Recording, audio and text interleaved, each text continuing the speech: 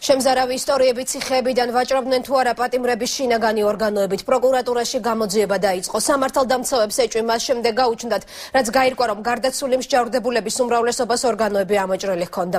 ხშირ შემთხვევაში შინაგან ორგანოებს ავადმყოფი პატიმრებიც გარგავდნენ. ამ ეჭვს ერთ-ერთი ყოფილი მსჯავრდებულის ინტერვიუც ამყარებს. ნარკოდანაშაულისთვის ბრალდებული იხსენებს, რომ ციხის კონტრაქტორმა კლინიკა ნიუ ჰოსპიტალმა ფილტვის კიბოს დიაგნოზი დაუსვა და ფილტვის ამოჭრა გადაწყვიტა, თუმცა გადამოწმების შემდეგ აღმოჩნდა, რომ პატიმარი ჯანმრთელი იყო. ბელა ზაქაიძე მუშაობდა დღეს თემაზე. ხათუნა ჯანაშვილი, რომელიც საშილს ნარკოდანაშაულისათვის იხდიდა პატიმრობიდან 2013 წლის 31 იანვარს ამნისტიით გათავისუფლდა.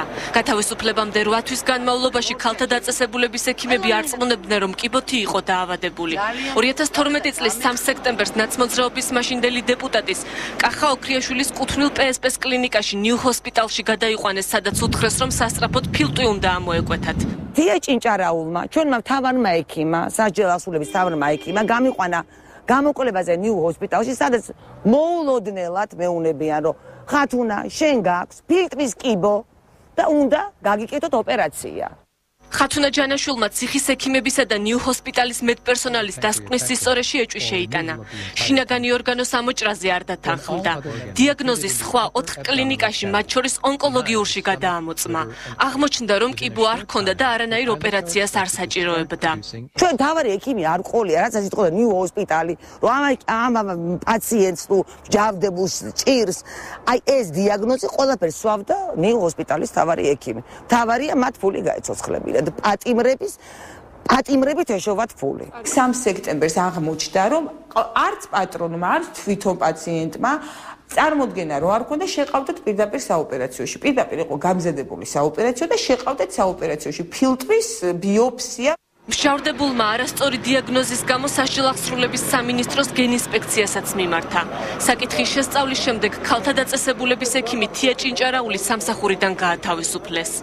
ქალთა საპატიმროში განთავსებული პატიმრების 30-40% ამბობდა, რომ მათ მოკვეთილი ჰქონდათ მკერდი, საშვილოსნო, ფილტვი, თირკმელი.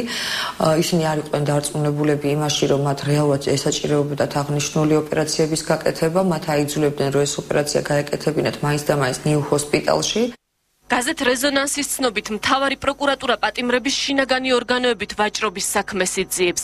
გამოძიება ციხეებში ასობით გარდაცვლილი პატიმრის საქმეების შესწავლისას გარდაცვლილთა შინაგანი ორგანოების ტრანსპლანტაციის საკითხითაც დაინტერესდა. თუმცა დეტალებს არ ახმაურებენ.